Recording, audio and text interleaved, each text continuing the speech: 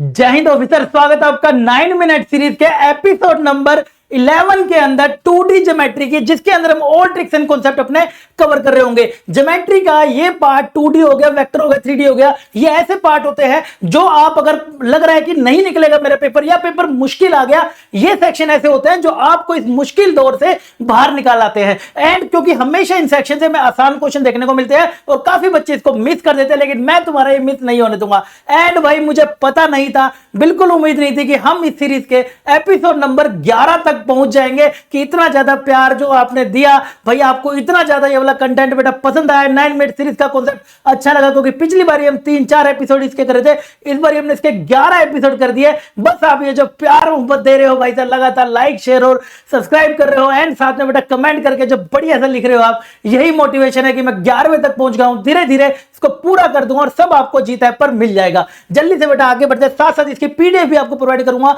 जो आप पेपर के दिन भी चाहो तो उस दिन रिवाइज कर सकते हो, फटाफट से ऊपर से देख सकते हो, आपका पूरा चैप्टर रेडी हो जाएगा। जल्दी से बेटा आगे बढ़ते हैं, फटाफट से हमारे पास आते हैं पहले क्वेश्चन की तरफ।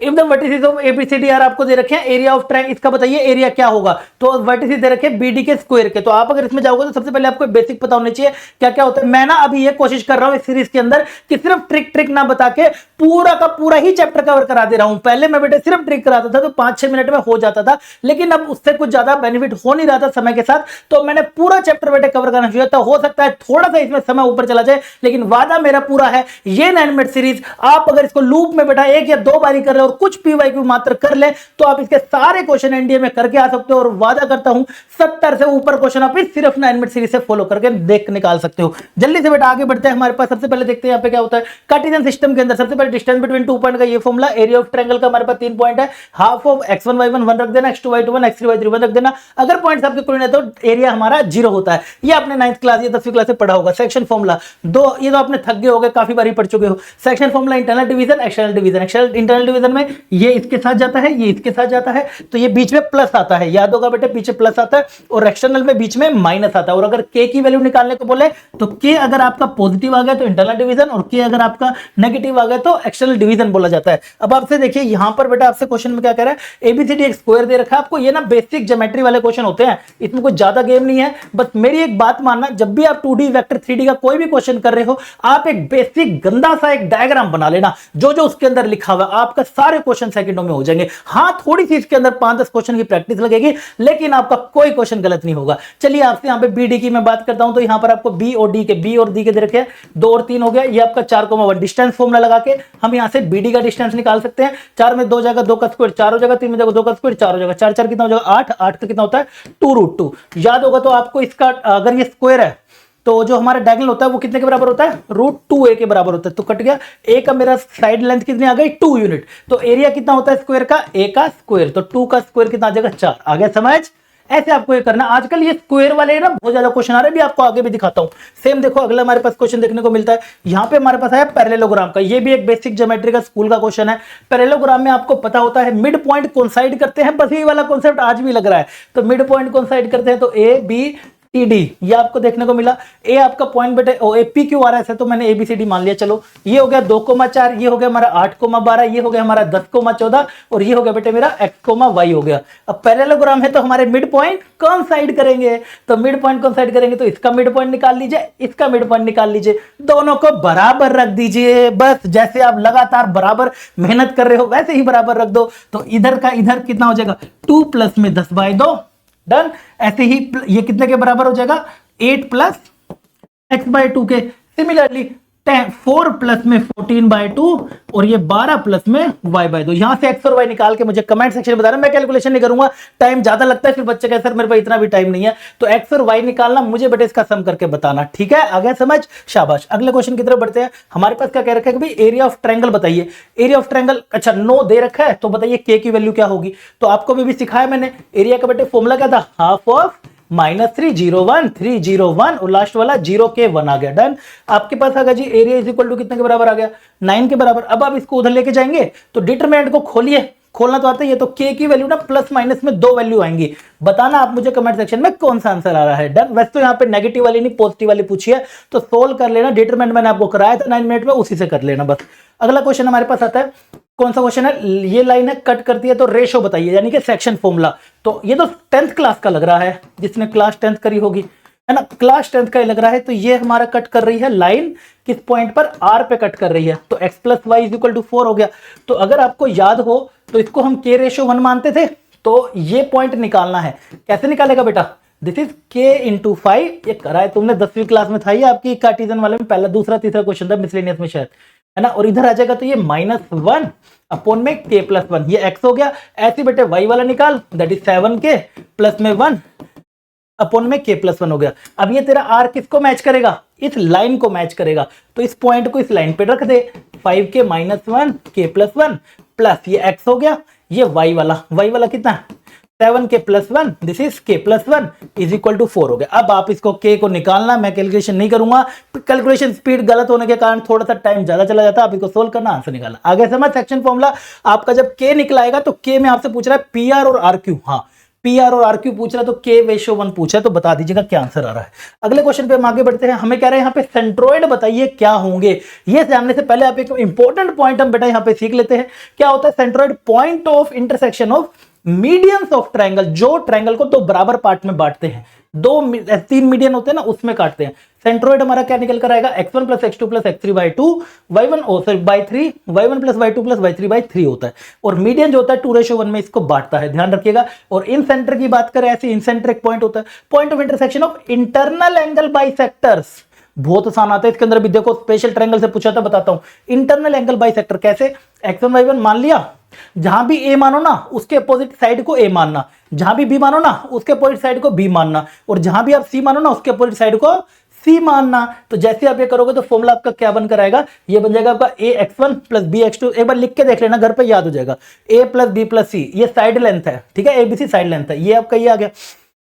दूसरा, अगर मैं यहां पर रख के कंपास बनाता, कंपास रख के यहां पे सर्कल बनाता हूं ना, मैं सर्कल रख के कंपास बना रहा था भाई, कंपास रख के सर्कल बनाता हूं तो ये बराबर दूरी पे दोनों से हो जाएगा, तो यानी कि ये इक्वल डिस्टेंस पर होता है फ्रॉम साइड्स ऑफ ट्रायंगल से, याद रखिएगा। इस सर्कल का नाम इन सर्कल होता है, इससे बनी रेडियस का इन रेडियस नाम होता है। ऐसे बेटे हमारे पास आते हैं, इसके कोई फॉर्मूले नहीं होते हैं, डायरेक्ट इसकी स्टेटमेंट से क्वेश्चन आते हैं।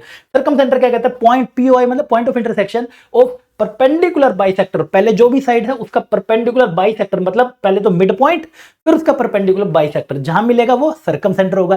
सर्कम सेंटर पे कंपास रखूंगा तो वर्टिसिस से एक सर्कल बन जाता है, सबको छूता हुआ बराबर बराबर, तो इसको हम बोलते हैं सर्कम सर्कल, रेडियस को बोलेंगे सर्कम रेडियस। तो वो कहां से होता है, फ्रॉम वर्टिसिस, ध्यान रखिएगा इनमें कंफ्यूज हो जाते हैं बच्चे। सर्कम सेंटर वर्टिसिस से, इन सेंटर साइड से। अगला ortho centre, point of intersection of altitudes. Altitude क्या होते हैं, सामने वाले का परपेंडिकुलर, सामने वाले के बराबर पार्ट में नहीं बांटता, वो बाद की बात है, होता है कि नहीं होता, पहली बात होती है कि सामने वाले के परपेंडिकुलर जाना चाहिए। बस इसी के अंदर बेटा मेरे को ना स्पेशल ट्रायंगल कुछ पूछे जाते हैं, मोस्टली क्वेश्चन इधर से आते हैं और सबसे ज्यादा क्वेश्चन बेटा इन्हीं दो से आते हैं। अगर बात आ रही है इक्विलेटरल ट्रायंगल की तो सारे के सारे पॉइंट बराबर होंगे, यानी कि आपको पता कैसे चलेगा इक्विलेटरल ट्रायंगल, उनकी साइड लेंथ निकाल लेना।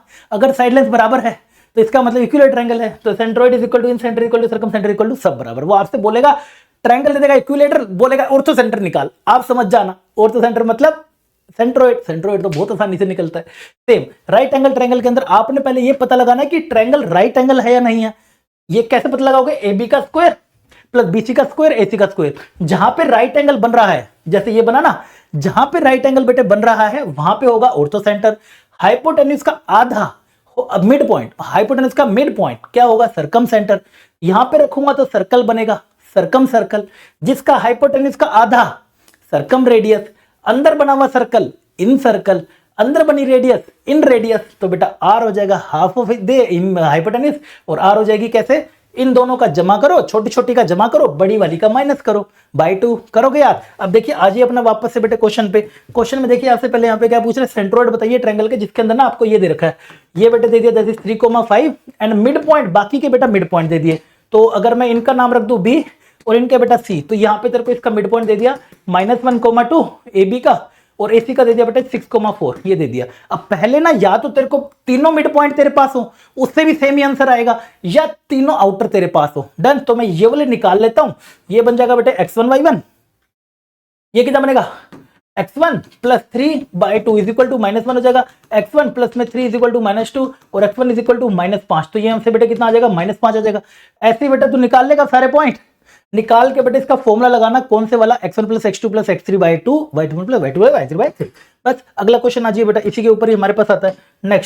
नेक्स्ट आता है बेटा, देखो हमारे पास क्या कह रहा है, इसका निकालिए इन सेंटर में कह रहा हूं हमेशा पहले ना बेटे ट्रायंगल को प्लॉट करना, एक रफ डायग्राम बनाना।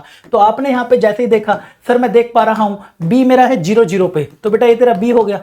देन चेक करना स्पेशल ट्रायंगल बन रहा नहीं बन रहा। हमारे एनडीए में मोस्टली क्या सारे ही क्वेश्चन स्पेशल ट्रायंगल के आते हैं, ठीक है। दूसरा आपको कह रहा है जी सी बेटे आपका यहां आ जाएगा 2,0 और ए आपका बीच में कह रहा है कहीं पे है 1,√3 पे है। तो आप एक बार पता लगाइए ये कौन सा ट्रायंगल है। आपने एक बार पता लगाया तो पता चला AB की लेंथ बेटा निकाल रहा हूं, ये होगी 1 और ये 3, ये निकलेगी बेटा 2। ये भी बेटा कितनी आ गई 2, अरे ये भी कितनी आ रही है 2, ये क्या निकला इक्विलेटरल। तो इन सेंटर इज सेम है सेंट्रोइड, तो बेटा इसका ना तो सेंट्रोइड चुपचाप निकाल दे। तो मैं इसका बेटा सेंट्रोइड निकाल देता हूं, वही तेरा इन सेंटर होगा, वही तेरा इन सेंटर होगा। तो बेटा लगाइयो 1 प्लस 0 प्लस में 2/3, अगला 0 प्लस में √3 प्लस 0/3 करिए बेटा सोल्व, कितना आ जाएगा, ये आ जाएगा तेरा 1 और ये आ जाएगा तेरा 1/√3। कौन से वाला मैच कर गया। ऐसे आपको अप्रोच करने हैं, फ्री के नंबर मिल रहे हैं 1/√3। D is right answer. आया ना समझ, डी बेटा तेरा राइट आंसर। आ रहा है ना समझ, शाबाश। आगे बढ़ते हैं, नहीं आ रहा हो बेटा तो इसी वीडियो को 2 बार देख लियो, मान सकता हूं कि पहली बार, क्योंकि मैं पूरा चैप्टर कवर करा रहा हूं, कुछ छोड़ नहीं रहा। मान सकता हूं फर्स्ट टाइम में बेटा ना समझ आए, लेकिन 2 बार देख लेगा तो पक्का वादा है समझ आ जाएगा। सेंट्रोइड ऑफ ट्रायंगल बेटा बताना है, कर लेना बेटा इसको, अब तो बहुत आसान है सारे बेटे से। हाँ भाई कोई भी बच्चा बेटा अगर किसी की तैयारी अभी सही नहीं चल रही है, प्लान है आगे का बेटा एग्जाम पढ़ने का, भाई बैचेस सारे आगे हैं बेटा, आप चाहो तो आपको ऐप पे सब दिख जाएंगे। जुनून बैच आ रहा है बेटा, अगर ऑफलाइन में, मैं तो ये कहता हूं अगर आपको सच में तैयारी करनी है, सीरियस हो, एक बार आपको ऑफलाइन जरूर जाना चाहिए। मेरे यहाँ नहीं तो कहीं और पे ढंग से सही स्टडी मटेरियल के साथ तैयारी करो, हमेशा के लिए छुट्टी पाओ, हमेशा के लिए पेपर निकाल लोगे जब मन करेगा। ऑनलाइन बेटा बैच पढ़ना चाहो तो शूरवीर बैच है, अर्जुना बैच है, सिर्फ ओनली मैथ्स का अगर पढ़ना चाहो तो सीडीएस में जाओ तो कारतूस बैच है, ठीक है। ध्यान रखना अगर आपका आगे का प्लान है तो आप गो फॉर दिस जा सकते हो अगर आपको पढ़ना है तो। अगले पे बेटे नेक्स्ट हमारे पास चलते हैं, पी एंड क्यू आपको रियल नंबर दे रखे हैं, बिटवीन बोला हुआ है, पी और क्यू बेटे कहां से कहां तक है, 0 से 1 के बीच में है, और पॉइंट्स आपके भी है वो फॉर्म एन इक्विलेटरल ट्रायंगल। ये बेटा इक्विलेटरल ट्रायंगल फॉर्म कर रहे हैं। एक एमएसटी आपको सिखाता हूं शानदार, जब भी आपको इक्विलेटरल ट्रायंगल दे रखे हो ना, ए हो गया, बी हो गया और सी हो गया, आप अभी तक क्या कर रहे थे, साइड लेंथ बराबर रख रहे थे ना, अब से वो मत करना। आपको ना ये वर्टिसेस अगर निकालने हैं, इनको x1 y1 ऐसे मान लो, ए के कोऑर्डिनेट क्या निकलेंगे, x1 plus x2 plus √3 y2 minus y1/2 y1 plus y2 minus √3 x2 minus. भाई याद रख लो इसको, बहुत काम की चीज है। तो जैसे बेटे आपने यहां पे लगाया 0 से 1 के बीच में, तो ना मैं ना ऐसे मान लेता हूं, तो मैं इक्विलेटरल ट्रायंगल, तो ये बेटे 0 0 मान लेता हूं, ठीक है, अपने सहूलियत के हिसाब से ये मान लेता हूं, ये बेटा 1, q मान लेता हूं, ठीक है। अब देख, अभी भी मैं ना इसके कोऑर्डिनेट को निकालता हूं, ये b मान लिया, ये c मान लिया, ठीक है। मैं a के कोऑर्डिनेट निकालता हूं और 0 के बराबर रख दूंगा। तो बेटे मैंने जैसे ही a का निकाला, बोलिए a का बेटे निकालेंगे तो p प्लस में 1 √3 y2 माइनस इसको मान लो x1 y1, this is x2 y2। Formula 2 बार लिख के याद रखना, काम बन जाएगा। डन, x1 प्लस x2 और y2 कितना है, q माइनस 1 अपॉन में क्या लिखा हुआ था फॉर्मूले में, क्या था फॉर्मूले में था हमारा 2, फॉर्मूले में था हमारा 2। अगला y1 प्लस y2 पे चल बेटा, y1 plus y2 minus √3 x2 minus x1, x2 कितना है 1 माइनस p अपॉन में 2। अब इसको कितने के बराबर रख दोगे, 0 0 के। कंपेयर करना और p और q की वैल्यू बताना, आपको पता चलेगा p और q की वैल्यू सेम आ रही है, बट क्या आ रही है वो बताना और इसमें वैल्यू करके आंसर बताना, ठीक है। अगला क्वेश्चन बेटे हमारे पास नेक्स्ट आता है, देखो यहां पर भी क्या दे रखा है, if points are the vertices of equilateral triangle, तो बताओ k की वैल्यू क्या होगी। तो आप फिर से वही कर लीजिए, क्या आपको जो निकालना है ना, ये आपने क्या मान लिया 2,4, ये बेटे क्या मान लिया 2,6, इसको मान लो 2 प्लस √3 के, वैसे ही मान लो, बिल्कुल वैसे ही, ये x1 y1, ये बेटा x2 y2, और वो फॉर्मूले से निकाल लो। सिर्फ y कोऑर्डिनेट निकालना है, यहां तो बहुत आसान है, सिर्फ y वाला बेटे निकालना है। तो y वाला आप निकालोगे तो क्या बनेगा, y वाला बेटे कोऑर्डिनेट निकालना है, तो y2 plus y1 that is 4 plus में 6 माइनस का √3 x माइनस x1, ये तो 0 आ गया, अपॉन में 2, तो 10 10 का आधा 5, क्या आंसर आ गया बेटे, मैच कर ले, सीधी एमएसटी लगाई, आंसर पाई। क्लियर, शाबाश। अगले पे बेटा बढ़ते हैं जी नेक्स्ट। हाँ भाई, सारी की सारी चीजें बेटा मैंने ना अपडेट करके यहाँ पे ऐप पे डाल दी है, जाओगे तो सारे के सारे एपिसोड ना वहां पे आपको देखने को मिल जाएंगे। 10-12 एपिसोड इसके करे हैं, सबके सब बेटा आपको वहां पे जाके मिल जाएंगे। जीत ऐप डाउनलोड करना, वहां पे एनडीए कैटेगरी में जाओगे तो 9 मिनट आपको सीरीज दिखेगी। 11 के 10 के 10 एपिसोड मैंने 3-4 लगा रखे, 10 के 10 एपिसोड वहां पे लगा रखे। जाओ पढ़ो ढंग से बेटा, पेपर निकालो, घर में खुशियां लाओ यार, क्या ज्यादा सोच रहे हो। अगले पे चलते हैं बेटा नेक्स्ट हमारे को दिख रहा है डिफरेंट वैल्यू। बताइए क्या होगी कनकरेंट वगैरह, ये सीखने से पहले हमें ये सीखना होगा कनकरेंट लाइंस क्या होती हैं। ऐसी लाइन